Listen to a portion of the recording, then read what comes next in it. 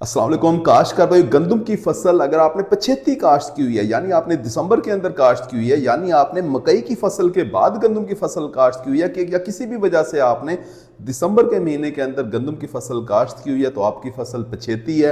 और इस वक्त गंदम की फसल के अंदर गंदम का पौधा जो है वो दाना बनने के मराहिल के अंदर है, यानी सिट्टे के अंदर दाना बन रहा है। ये 20 दिन तक ये मरहला रहता है, यानी दाना बनने से लेके दाना मुकम्मल बनने तक का जो अमल है तकरीबन 20 दिन के अंदर मुकम्मल होता है। 15 से 24 डिग्री सेंटीग्रेड दर्जा हरारत हो तो यह अमल बहुत अच्छे तरीके से मुकम्मल होता है। लेकिन इस वक्त दर्जा हरारत 30 डिग्री सेंटीग्रेड को क्रॉस कर रहा है। 30 डिग्री सेंटीग्रेड तक भी अगर दर्जा हरारत हो तो पैदावार मुनासिब आ जाती है, लेकिन जब इसे क्रॉस करता है तो पैदावार अच्छी खासी मुतासर होना शुरू हो जाती है।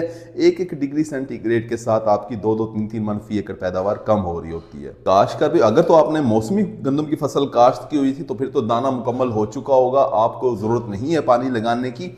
लेकिन अगर आपने गंदम की फसल काश्त की है दिसंबर के अंदर, दाना भी बनने के मराहिल के अंदर है, दाना भी मुकम्मल सही तरीके से बना नहीं है, फसल आपकी सब्ज़ है, आपको चाहिए आप पानी भी लगाएं।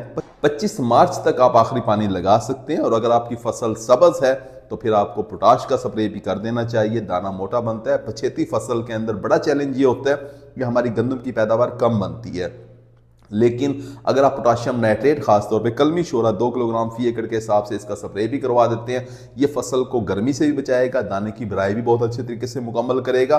काश्त कर भाई पछेती फसल की पैदावार आप बढ़ा सकते हैं आखिरी पानी को सही वक्त के ऊपर लगा के, साथ में पोटाशियम नाइट्रेट का स्प्रे करके। उम्मीद है कि वीडियो आपको समझ आ गई होगी। अपना ख्याल रखिएगा। अल्लाह हाफिज़।